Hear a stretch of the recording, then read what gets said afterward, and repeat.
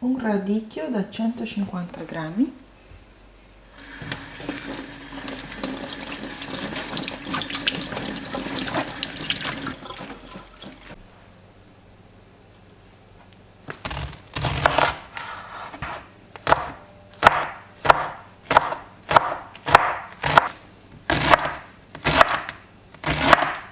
tagliate il radicchio a fettine sottili sottili,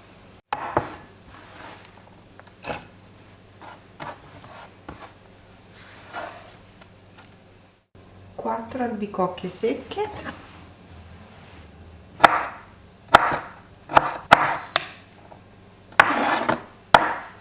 una manciata di noci,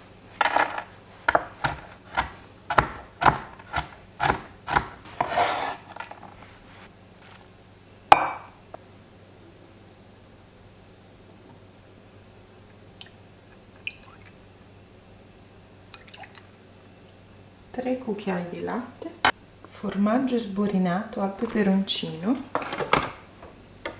30 grammi.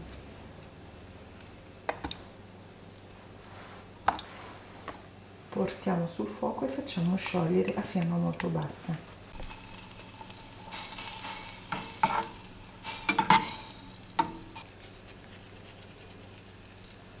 Sale,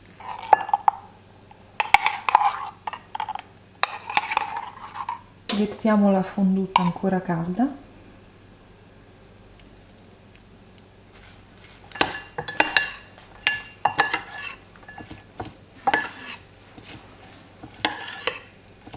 aggiungiamo le albicocche, crostini di pane a piacere,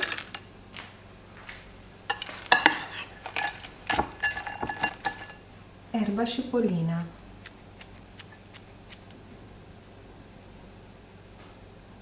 troppo buona.